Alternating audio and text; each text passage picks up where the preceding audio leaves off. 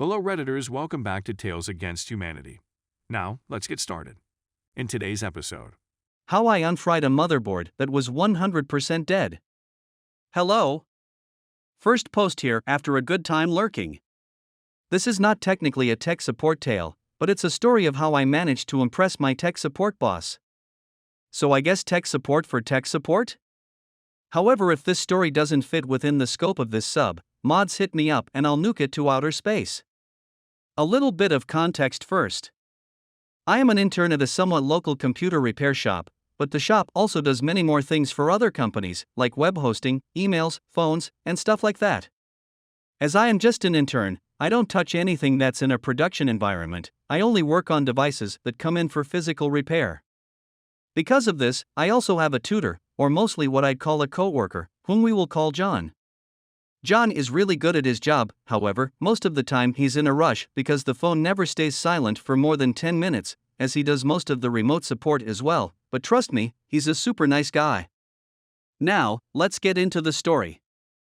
On my second day there, I noticed that in the pile of computers to fix, but that can't be fixed right now, there is a strange computer. It's not technically a computer, it's a server, made by the company with only 2 letters in the name. It's also a very small server, box-shaped.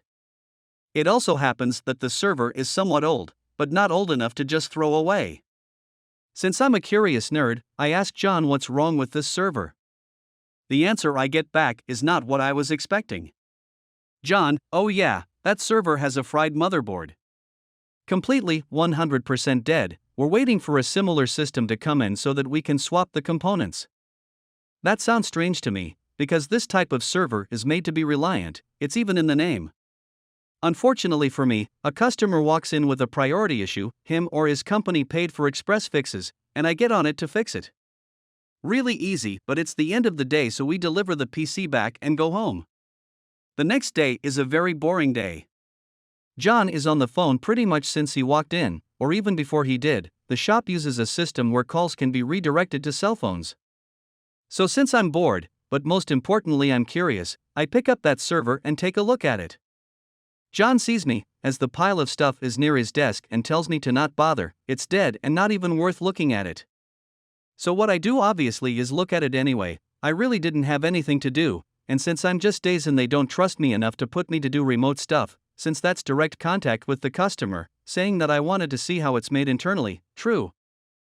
I look at it and there's nothing obviously wrong, like there aren't blown caps, so I figured that I could plug it in just to see what happens.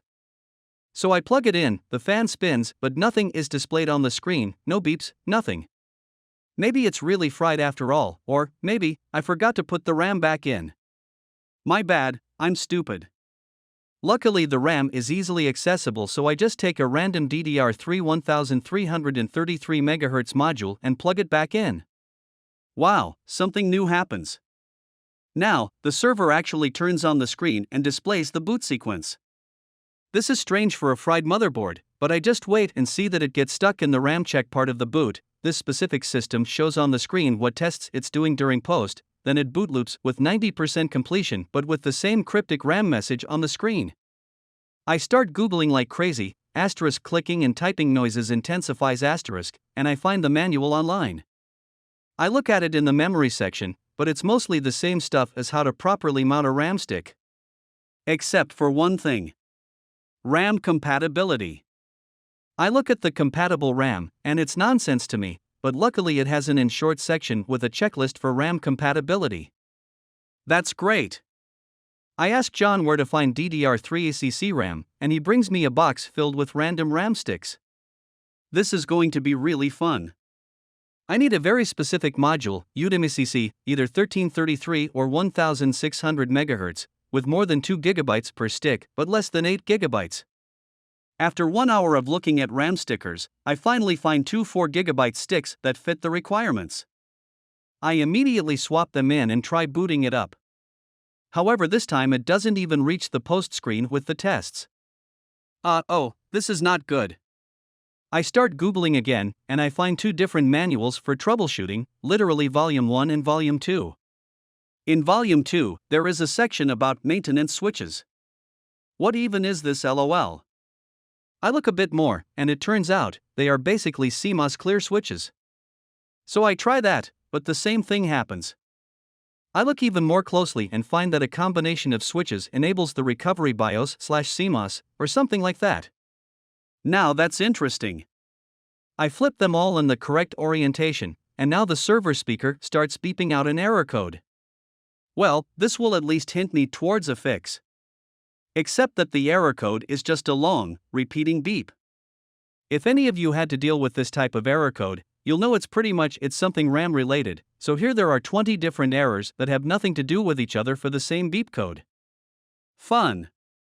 I duck around a bit and find no solution. At this point, I feel like there's no reason for me to continue since the server is most probably dead.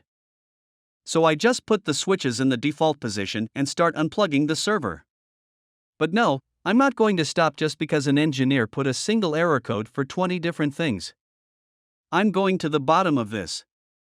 So I just plug it back in to listen again to the error code. Maybe I've missed something, but this time I'm no longer in the recovery BIOS, so the beeps don't happen. Instead, I'm just thrown back at the POSTUS screen. Well, I go to look back at the manual for the switch positions needed, but when I get back to the server, IT has completed the post sequence. Now I'm welcomed by an IPMI IPv4 address, and a message saying that no boot device was found. This is fine since there is no drive in the server, but I notice something strange about the IPMI address. It's in a completely different subnet from the rest of the network. Normal subnet is 192.168.xx, IPMI is 10.0.0.3. Crap. I know that there are ACLs on the network, so I can't just switch subnets on my PC and connect to it, so I get a random PC from the fixed but no contact with the customer for the last 6 months pile and take a random RJ45 patch cable straight from IPMI port to the network port of the PC. I start the glorious Windows 7, go to Network Settings, and manually set the IP to be in the same subnet. I connect to the damn IPMI. Finally. I call over John, who had just got off a 1H+ call with a customer, and I show him that it's working great. I managed to start Ubuntu from a live image passed with the IPMI, so it's definitely working.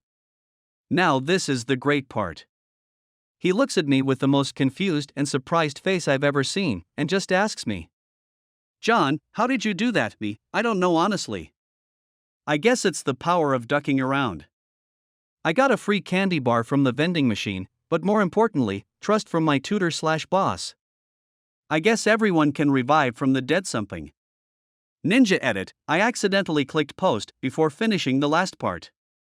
I already said I'm stupid, okay? Edit 1, I'm not saying John was wrong. When he is not on the phone and has 30 minutes to check stuff, he can find the cause of the strangest and wildest stuff around. Also, that specific server came from another repair shop as far as I know, so he was pretty sure that it was indeed dead since the other repair shop is reputable. He tried with some RAM sticks that were supported, but as I commented below, it probably got into panic mode and saw ghost modules. Yes, that happened. Story 2. IE out of support, where are your priorities? This was a couple days ago. As most of you probably know, support for IE 11 ended yesterday. This call was Tuesday, the 14th. Our software uses IE to launch, view various forms and documents, etc. Me, thank you for calling. Blah blah blah. Customer. The practice is asking me what is going to happen when IE goes away tomorrow or whatever is happening. Am I going to need to update a bunch of group policies and whatnot before then? Me, support is ending from MS. It's not going away. Our software will still work. And we have an article on our knowledge base that covers this. It includes FAQs and has a link to our documentation for this specific IE/Edge changeover. I'll send you the link. See, oh. Good. I don't have the time tonight to be doing any group policy updates. While starting a ticket, I notice that our system thinks they're on an older version of our software. Me, my system says you're still on version XXXX. Is that so? See, yeah, that's our version. Me, you know that's a few versions behind our current release and support has ended for that, right? See, yeah. The practice isn't concerned about that. Me, okay. Just wanted to make sure you know. The call basically ends there. I put in the ticket, close the ticket, move on. So apparently they're all worried about the browser. But the software that they use to run their clinic. Newer versions of which comply with various new regulations. Not so much. Story 3. Mr. Busy Guy and his wonky web browsers. Short. Background, Service Desk Tech at MSP. Towards the end of the day today, get a call from Mr. Busy Guy about web pages not loading. Everything else requiring internet works fine, but for some reason his web pages won't load in any browsers. I remote into his machine and confirm that his web pages won't load. I flush his DNS, check browser cache, check his uptime over a day, and ask him if I can reboot the machine. Mr. BG, I know it's not going to fix it. Looks like a firewall problem or an issue with Sophos. Besides, I just rebooted it 3 times and it didn't fix it. Wanna say lie. So I check uptime and see he is lying. Phew. Mr. BG, I got another call I have to take. Do what you need to do, but I gotta go. Me, is it okay if I stay remote in and work on the PC? Him, Sawyer. So I run the basic network reset commands and reboot the PC. Second ticket comes in from him marked urgent before I can even update his first ticket. I bundle it with the first and email him. Me, hey Mr. BG, I ran some fixes and rebooted the machine. Can you tell me if that fixed the issue? Mr. BG, no it didn't. Second lie. So I call him to ask if he minds if I remote back into his system. He gruffly says that's fine and I hang up. So I go to remote into his system and it won't come up. Check heartbeat and see the last heartbeat was right before the original reboot. Netheus.